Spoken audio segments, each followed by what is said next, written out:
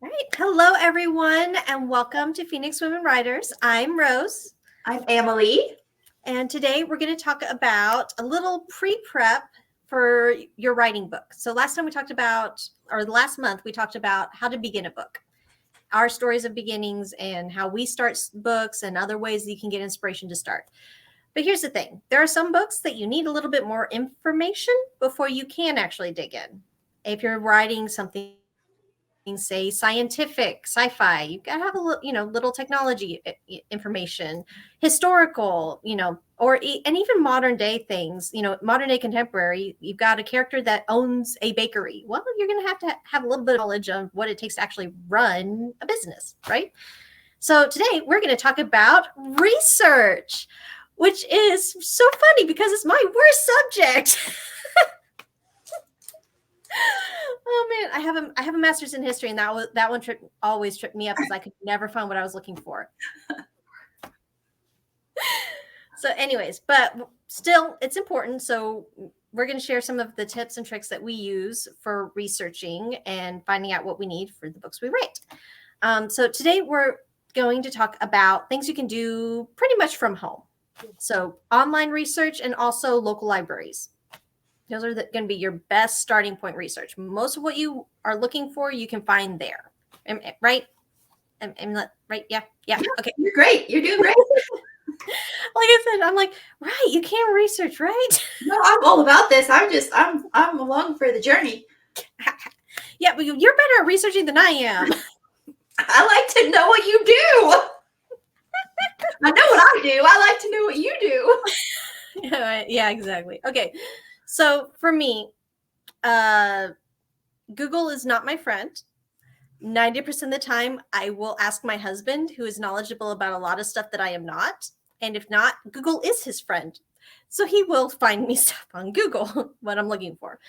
Other times, if it's something simple, just something simple, but it's like, I wonder when, such and such was popular or was founded, things like that are fairly easy to find. Simple Google search.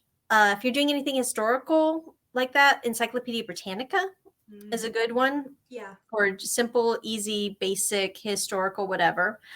I've actually found, and I know this is going to be this is like one of those things that you don't say in academic circles, but I actually like Wikipedia as a bounce off sounding board, because the vast majority of it is very accurate, and they do have people looking in to make sure it's correct and stuff. So if I'm just looking for something simple, basic knowledge, whatever, a lot of times I'll look at Wikipedia. They like, oh, okay, and then I'll just do a quick double check search, and okay, yeah, we're good.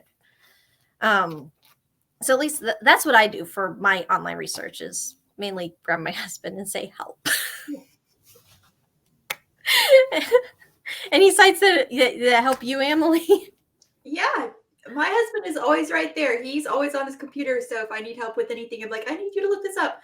Now, though, that our kids are getting older, he kind of makes it as like a school project. He's like, okay, give it to them. Let them look it up. Ooh, Yes, he does that now. nice. Yeah. How accurate are the results? Well, with the older two, it's great. They're old enough to do it. And my oldest, she has her online platform, so she knows all about research. She's like, I got this. Yeah, she does. She's my boss. That's her nickname. She's boss. So I'll let her run with it. She's been boss since the day she entered the world. Yeah. Well, there you go. Yeah.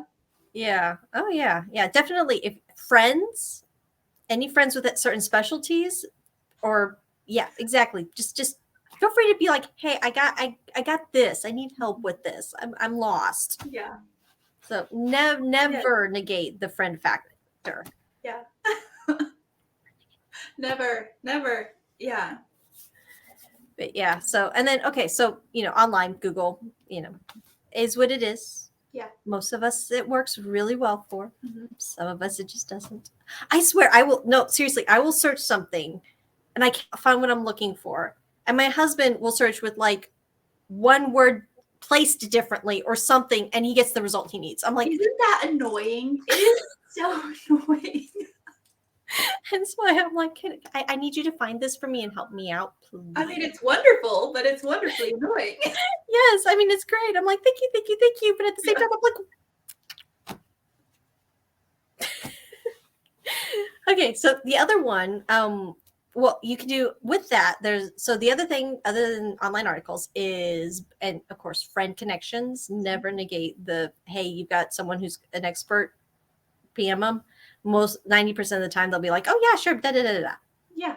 So other than that, books, right? And now we live in an age where we have Kindle Unlimited. So a lot of times the books you want, if you're in Kindle Unlimited, you can get them for free. Because I think you're in Kindle, right, Emily? Oh, yes. Yes. Yeah. I read daily on there. So yeah. Yeah, because, you're constantly going through books. So many books. So many books. I'm like, I thought I was an avid reader. Most people look at me and go, wow, you read a lot. I'm like, you should see my friend. Yeah. Let's see. What was it? I think it was almost 600 last year, and it was almost 900 the year before. So yeah, you read a lot. I read a lot. I'm at 200 so far this year. So I'm going slower this year, but it's because I've read so much. I don't think that's slower. If you do the math, you would have read like 1,200 books this year, honey. That ain't slow. Well, I mean, slow. It feels slow for me. I don't know. I don't know why it does, but it feels slow this year. I don't know. I've read a lot. Well, you can tell me it's slow when you hit December and you've done 12 months of 100 books a month and hit over 1,000 books this year. Well, the thing about Kindle Unlimited is that if you've already read it once, they don't let it count again toward your number. So I have a lot of my favorites that I'll read a few times throughout the year, but then they don't count. Yeah. So I keep track, and so I count them, later on. But makes sense. But yeah, there are all kinds of research books on Kindle Unlimited. So that's been a great platform for me in the past. I can imagine. It'd be great. Like, it's the idea of being able to just go, okay, I need this, but I don't have it, especially if your local library doesn't have it. Oh, yeah. It's great to be able to go, yeah, I can just download it right here. Yeah. So, and if you don't have Kindle Unlimited, most of these books aren't expensive. Right. Like, a lot of them really are, very reasonable price-wise. Especially, well, depending on the subject you're looking for. Some things are definitely more, bang for buck. And that's when libraries come in handy. Yes. Back to libraries. So the physical copies, or libraries also have their own ebooks. OneDrive, OneDrive? No, that's Microsoft. There's several. Talk to your library. Like mine has like 3 different apps for ebooks and audiobooks and things like that, and movies that you can rent via the apps and not even have to go to the library. Yeah. So, but so that's also a thing. If you're just wanting to stay home, there you go. Mm-hmm. Or search your library. Sometime, do an online search on your library website. Usually their searches are a little more intuitive than Google, I've found. Yeah. I mean, I don't know. For me, I've actually been able to mostly find what I'm looking for when I search via the library website as opposed to, Google.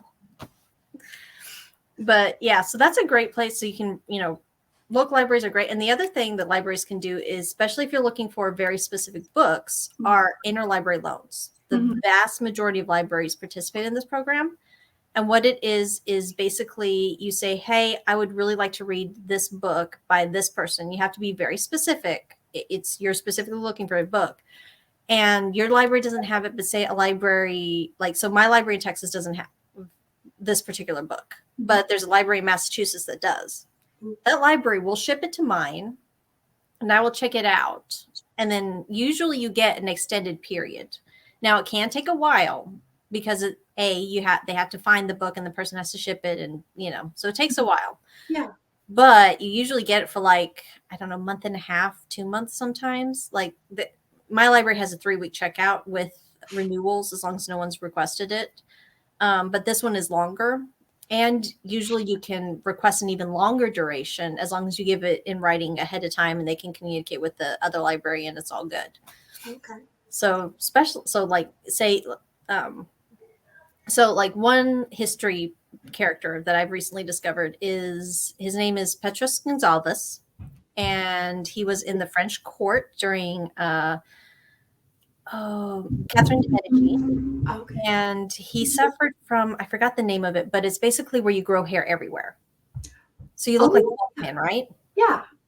Well, he was found as a kid and brought to this court, and he was considered this oddity, but they wanted to see, they didn't actually consider him human, which is really sad, but they wanted to see how smart he could be. So he was given one of the like high level educations, like high quality lifestyle. And so it's kind of like it was a trade-off for him. Wound up marrying because the crown said, hey, we want you to get married. So here you go. Here's your wife. And they had children. Some of the children got his genetics. Some of them did not. But there is one book. There's only one book that tells about this family. And it's a pain to try to find. So I'm like, I've been trying to track this thing down so I can get it. It's just, really hard. But the funny thing is this happened, I want to say about a century or so before, what is her name? Last name is Villeneuve. She wrote Beauty and the Beast. Oh, yeah. The Beauty and the Beast that we know and love, about a guy who was cursed to become a beast, who fell in love, who's had to have someone's love, in France, about a century after this big name beast fell in love with a woman. So yeah. If you can't tell from her shirt, she loves Beauty and the Beast. Slightly obsessed. Slightly. So yeah, when I found out that, oh my gosh, there's a historical person right around a time where there's no way this did not influence her story. Wow. So I was like, ooh, yes. So, but like I said, there's only one actual book written about this family, and it's hard to track down. So interlibrary loan, when I finally decided to sit down and write this story, because I do want to write this story, really want to write this story, because, oh my gosh, it's a real life Beauty and the Beast. I might be slightly obsessed. When I finally do that, I'll be like, interlibrary loan, please find me this book. Thank you very much. Yeah. I love it. Yeah, one of mine, back when I was doing Phantoms, I had to do a whole lot of historical research because it was set in the early 1800s. And one of mine was the etymology dictionary, because if I was going to include something in Phantoms, I wanted to make sure that it actually existed in my time period. Yeah, makes sense. So you go on there. Etymonline is what it's called, .com. And if you go on there, it will tell you the year, the guesstimate year of when it came into existence.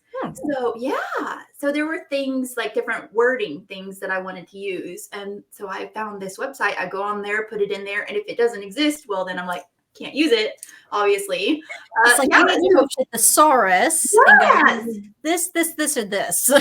Yep, exactly. So then I changed stuff up because I tried to make it as true to history as I possibly could. So yeah, that one was a huge resource for me. It still is. I still love that one. Yeah. But I never heard about that one, but now I'm like, ooh. We need to look at this. I'm not even kidding. I got my mom using it on her historical fiction books whenever she was writing. And it was just one of my favorite resources. I have Jack using it. And so, yeah, it's. I will be using it sometime in the future when I do my time traveling historicals. There you go. Yes, it's a great resource. So we'll put the link under the video. Yeah, definitely. Because especially if you're doing historical, I think has the most heavy research. Yeah. For any kind of novel. I mean, even sci-fi, yes, you need to understand science fiction and physics, but let's be honest, half of it you can make up as you go. And then science catches up. Yeah. Yeah. Because I mean, murder mysteries and things that we'd go and we'd look stuff up on here as well. But yeah, it's been really great. Mm-hmm. Oh yeah, murder mysteries. Yeah. So also don't be afraid to, like, especially if you're doing something contemporary and you want to do something, a murder mystery and things like that, don't be afraid to contact like local sources. So say you're doing a murder mystery and one of your main characters is a detective for a local department. A lot of the police departments are very friendly and very open, and they have like community, specific things. You could contact them and go, hey, I'm writing a book. Can I get some information? I want to know, I want to make sure I'm doing it right. Yeah. There are a lot of professions that, as long as you approach it, very respectfully, there's a lot of them that will be like, yeah, no, here, sit down. In fact, I think there's actually a writer's retreat workshop thing for crime writers that teaches them all the ins and basic boot camp of all the ins and outs of, if you're going to write a crime thing, this is the stuff you need to know. That is awesome. Oh, I love it. I wish I remember. I learned about it a few years ago, and I totally blanked about keeping the information though. But I guess that would be more for our next podcast, which is the hands-on out and about. Right now, stay at home and read. Yeah. I love it. I love it. Yes. All right. Yes. As she said, our next video is going to be on the location scouting, the going out and seeing the places that you want to add to your story. So I'm excited about this one. It's going to be good. Okay. I'm definitely deferring this one to you because you travel a lot more than I do. I have done a lot of location scouting, and not just for my novels, but also for movies. For movie trailers, we've done a lot in the past, and yeah, I'm very excited about this. It's going to be good. Yes. All right. Well, thank you all for joining us. We hope this helps. Hope you found some new resources, and if you start feeling overwhelmed, just take a minute, take a step back, breathe, go out for a walk, get a hot tea or a coffee, whatever you like. It can be, and also be careful of rabbit holes. Yes. Research can become rabbit holes. Yes, it can. It can. Oh my goodness. Oh, yeah. We know. All right. Hey. Okay. So until next video, we are Phoenix Women Writers. And can't wait to see you then. Yes.